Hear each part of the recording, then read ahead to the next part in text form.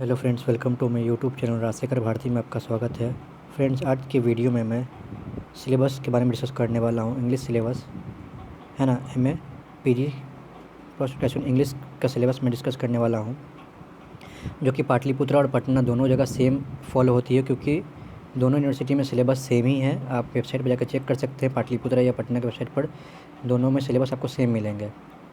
ठीक है, तो मैं सेमेस्टर 1 का पहले मैं वीडियो बना चुका हूँ। आज के मैं वीडियो में सेमेस्टर 2 पे मैं बना रहा हूँ। तो चलिए स्टार्ट करते हैं। इससे पहले मैंने सेमेस्टर 1 का वीडियो मैंने अपलोड कर दिया, आप जाके मेरे प्लेलिस्ट में जाके देख सकते हैं। तो चलिए 1 to 4 मैंने डिस्कस कर दिया था, तो CC5 से आज स्टार्ट करेंगे। तो CC5 में क्या पढ़ना है? फिल्म एंड लिटरेचर, है ना, यानी कोर कोर्स 5। इसके बाद CC6 19th सेंचुरी पोइट्री पढ़नी है। फिर 7 में इंडियन क्लासिकल इंग्लिश क्रिटिसिज्म पढ़नी है। CC8 में Indian and western literary theory पढ़नी है। CC9 में 19th century fiction and non fiction पढ़नी है। और लास्ट में F जो है AEC1 यानी कि एबिलिटी इन्हेंसमेंट कोर्स 1, ये 50 मार्क्स की होती है, क्वालिफाइंग नेचर की। और बाकी जो है 5 से लेकर 9 तक ये जो आपके पेपर है ये कोर यानी मेन पेपर है ना। तो चलिए अब लोग डिटेल में बात करते हैं, detail course of study. Friends, ये जो राइटिंग मेरी जो है वो लिखी हुई बहुत मतलब कि अच्छी लिखी हुई नहीं है, मतलब कि बहुत बुरी लिखी हुई राइटिंग है। फ्रेंड्स, इसको अवॉइड कीजिएगा, क्योंकि फ्रेंड्स मैं मुझे और भी कुछ बहुत सी चीज़ मतलब कि पढ़नी होती है, तो राइटिंग जल्दी जल्दी में लिखने के दौरान ये थोड़ी सी हो जाती है, तो इस चीज़ को आप अवॉइड कीजिएगा। आपको कंटेंट से मतलब है और समझने से मतलब है, क्योंकि आप जब वेबसाइट पे जब ओपन कीजिएगा, जब आप चेक कीजिएगा, तो आपको कुछ समझ में नहीं आएगा क्या करना है नहीं करना है।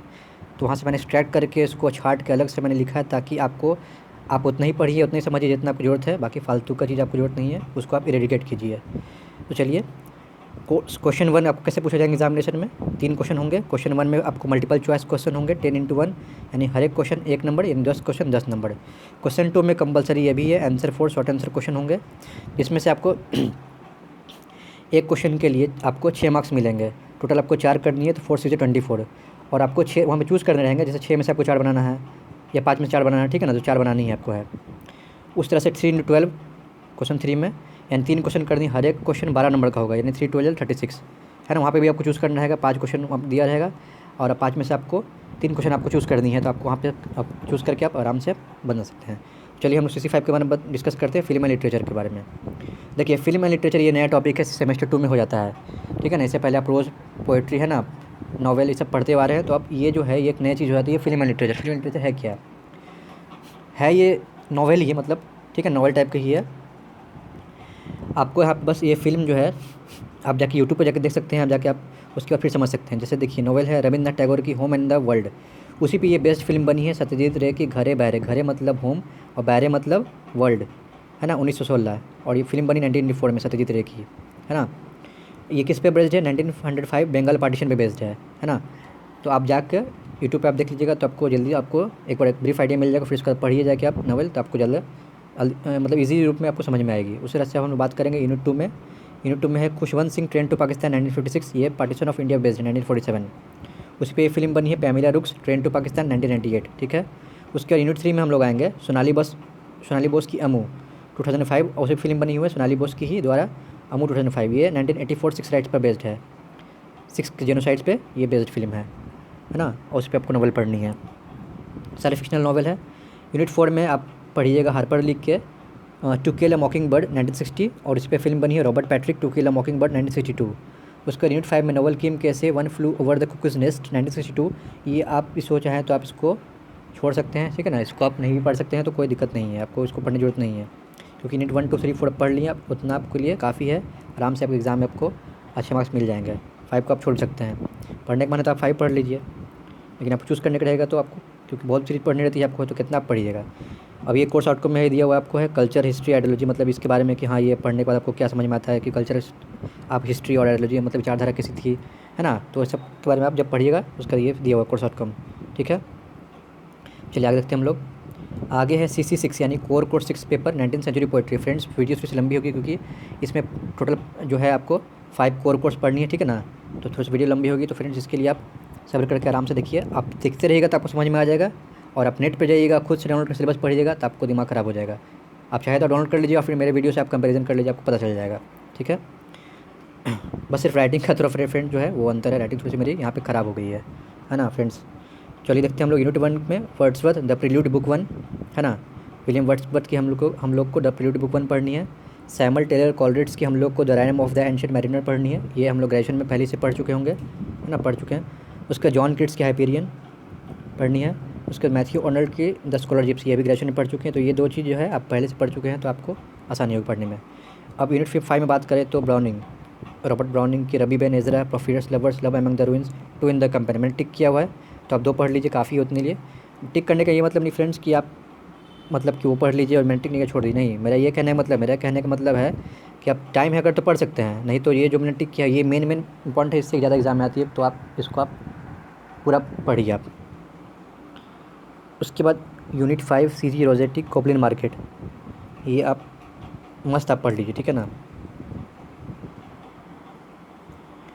उसके बाद CC7 में बात करेंगे इंडियन क्लासिकल ब्रिटिश क्रिटिसिज्म, है ना, 70 मार्क्स पर 5 क्रेडिट्स। इसमें क्या पढ़ना है, इंडियन क्रिटिसिज्म में इंट्रोडक्शन एंड की कॉन्सेप्ट, जैसे रस थ्योरी क्या है, ध्वनि क्या है, प्रतिमुखा क्या है, स्फोटा क्या है, अलंकार, वक्रोक्ति, अर्थ प्रकृति, जैसे हम लोग इंग्लिश में पढ़ते हैं ना, figure of speech, alliteration, assonance, है ना, कॉन्सोनेंस, एनाटोमोपिया, है ना, ये सब वगैरह पढ़ते हैं हम लोग हैं। मेटाफर सिमिली वही चीज़ है यहाँ पर, ये बस हिंदी में है ये। उससे भट्ट मुनि का कॉन्सेप्ट दिया हुआ है, on Natya and rasa, aesthetics of dramatic experience, ये आपको पढ़नी है। आनंद वर्धन की the structure of poetic meaning पढ़नी है, जिन्होंने ध्वनि थ्योरी भी दिया था। डंडिन सर्ग बंधा एपिक पोएट्री, इसको आप छोड़ सकते हैं, कोई दिक्कत नहीं है। कुंटाका लेकिन पढ़ लीजिए, language of poetry and metaphor. अमीर खुसरो तो एकदम मस्त पढ़ लीजिए, एकदम ईजी भी है और समझने में आसान पड़ेगी आपको। मल्टीलिंगुअल लिटरेरी कल्चर, है ना, तो आप कुंटाका और डंडिन को छोड़ सकते हैं, लेकिन आप बाकी को पढ़ जाइए। चलिए नेक्स्ट देखते हैं हम लोग। अब यूनिट 2 में जैसे ही हम लोग आएंगे, उसमें अरिस्टोटल की पोएटिक्स है, होरास की अरस पोएटिका है, लॉन्गिनस की पेरी हैप्सोस ऑन द सबलाइम है ना। तो ये तीनों मस्ट है, आपको यूनिट 2 तीनों पढ़नी होगी, इसमें कोई छोड़ना नहीं है, तीनों के तीनों पढ़ना, क्योंकि तीनों से क्वेश्चन आते ही हैं। यूनिट 3 में हम लोग पढ़नी है फिलिप सिडनी के एन एपोलॉजी ऑफ पोएट्री, यह पढ़ जाइए। जॉन ड्रेडन के एनएस ऑफ ड्रामेटिक पोएट्री छोड़ सकते हैं। ये सारे जो फ्रेंड्स है, ये सारे जो ऐसे पे है, ठीक है ना, ऐसे लिखा हुआ है इन लोग के द्वारा। अलेक्जेंडर पोप की एनएस ऑफ ऑन क्रिटिसिज्म, यह पढ़ जाइए। सैमुअल जॉनसन की प्रीफेस टू शेक्सपियर, ये भी पढ़ जाइए आप। विलियम वर्ड्सवर्थ की प्रीफेस टू लिरिकल बैलेट्स, ये भी पढ़ जाइए। कॉलरिड्ज की ये बायोग्राफी लिटरेरियस चैप्टर 14, 17, 18 को छोड़ दीजिए, कोई जरूरत नहीं पढ़ने की। किड्स की भी छोड़ दीजिए, फ्रॉम द लेटर ये वाला भी छोड़ दीजिए पार्ट, है ना। अब यूनिट 4 में हम लोग आते हैं, DH लॉरेंस की वाई द नोवेल मैटर्स, ये आप पढ़ जाइए, ये इंपॉर्टेंट है। TS इलियट की ये छोड़ दीजिए, metaphysical poetry, Hamlet and his problems, ये छोड़ दीजिए, कोई दिक्कत नहीं है। एगल्टन की राइज ऑफ इंग्लिश, ये पढ़ जाइए, ठीक है ना, इतना से आपका काम चल जाएगा। फिर वही कोर्स आउटकम दिया हुआ है, फिर यूनिट 5 में ये प्रैक्टिकल क्रिटिसिज्म, ठीक है ना, ये इसका कोई मतलब नहीं है, बस यूनिट 1 2 3 4 नहीं पढ़नी है, 5 को नहीं पढ़नी है। चलिए, ये कोर्स आउटकम इसका बताया गया कि ये कोर्स पढ़ने के बाद हम लोग को क्या क्या आउटकम मिलते हैं। चलिए हम लोग आ सकते हैं। उसका CC8 यानी core course 8 paper, modern and contemporary critical theory, है ना, ये भी क्रिटिसिज्म ही है। 70 marks, Indian and western literary theory, है ना। तो इसमें हम लोग बात करेंगे यूनिट 1 में, तो from liberal humanism to theory, तो फॉर्मलिज्म, है ना, इसमें हम लोग पढ़ना है। ये एक चीज़ नई हो जाती है स्टूडेंट के लिए, क्योंकि यहाँ पे लिंग्विस्टिक के पेपर है, ये बहुत हार्ड टफ पेपर होती है फ्रेंड्स, इसको हल्के मत लीजिएगा। फॉर्मलिज्म में हम लोग क्या पढ़ना है, देखिए, जैसे कि इंट्रोडक्शन टू फॉर्मलिज्म की concept 3 phases, machine, organic system, fabula, syuzhet, defamiliarisation, Konstantin, है ना। तो ये सब आपकी मतलब कि ये टर्म्स दिए हुए हैं, इस पर आपको पूरी आपको पढ़नी है। अब जैसे रोमन जैकबसन, इन्होंने क्या दिया था, 2 एस्पेक्ट्स ऑफ लैंग्वेज दिया था, मेटाफर, हाँ 2 aspects of language, Roman Jacobson की। विक्टर लॉस्की की आर्ट एंड टेक्निक, और बोरिस थोमेस्की की थीमेटिक्स, ये तीनों आपको पढ़नी है ना फ्रेंड्स। तो ये तीनों आप पढ़ जाइए, इसके मैंने वीडियो बना चुका हूँ, आप जाके यूट्यूब पे प्लेलिस्ट में जाकर देख सकते हैं, है ना। आराम से मैंने हिंदी में इसको समझाया आपको, इंग्लिश में लिखा हुआ और हिंदी में मैंने समझा दिया, तो आप जाकर पढ़ सकते हैं जाके। बाद में मैं स्ट्रक्चरलिज्म और इस सब पर मैं वीडियो और भी बनाने वाला हूँ। उसके बाद B में स्ट्रक्चरलिज्म पढ़नी है आपको है, signifier, signified, language, parallel, mythemes, binaries, ये एकदम आपको पढ़नी है।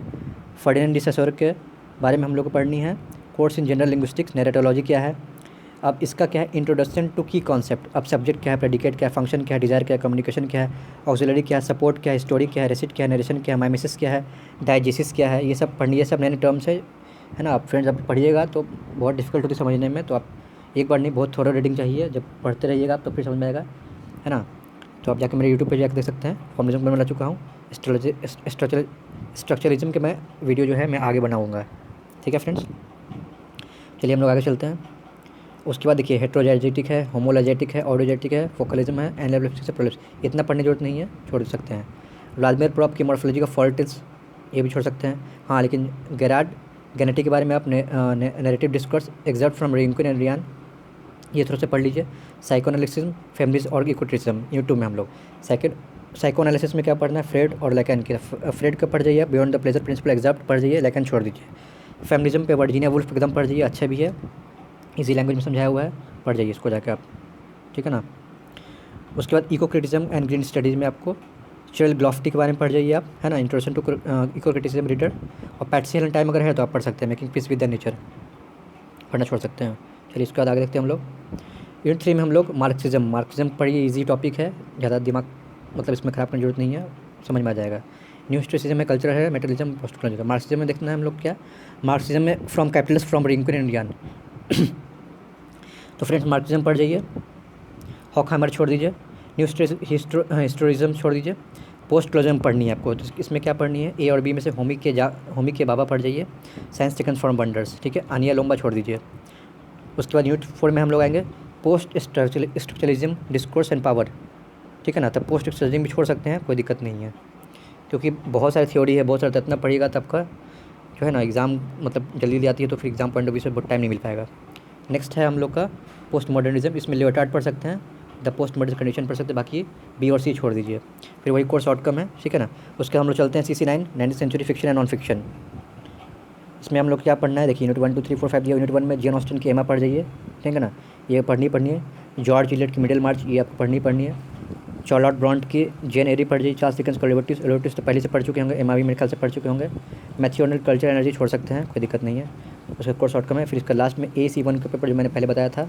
अब AC1 में पेपर में क्या है, इन्वायरमेंटल लॉ है, कंप्यूटर एंड IT स्किल है, वेब डिजाइनिंग है, फाइनेंशियल रिस्क मैनेजमेंट है, सॉलिड वेस्ट मैनेजमेंट है, मशरूम कल्चर है, bio fertiliser production, tourism hospital management, life skill and skill management. इसमें से मैंने चूज़ किया था इन्वायरमेंटल लॉ, क्योंकि सेमेस्टर 1 में भी मैंने इन्वायरमेंटल लिया था और सेमेस्टर 2 में इन्वायरमेंटल लॉ हो जाता है, तो ये ईजी पेपर होती है, तो ये आप आराम से चूज़ कीजिए। जब आप सेमेस्टर 2 में जब जाइएगा, तब जब आप फॉर्म भरिए एग्जामिनेशन फॉर्म, तो आपको इतने सारे इसमें से कोई चूज़ एक करना है, तो इन्वायरमेंटल लॉ चूज़ कीजिए, कोई जिसमें आपको मन है आप वो चूज़ कर लीजिए। सॉलिड वेस्ट मैनेजमेंट भी ले सकते हैं, है ना, कोई डाउट नहीं, लेकिन इन्वायरमेंट ईजी होता है तो आप ले सकते हैं, उसके बाद पढ़ जाइए, है ना, एग्ज़ाम आपको हो जाएगा। फ्रेंड चलता हूँ, मिलता हूँ अगले वीडियो में, तब तक के लिए बाय बाय।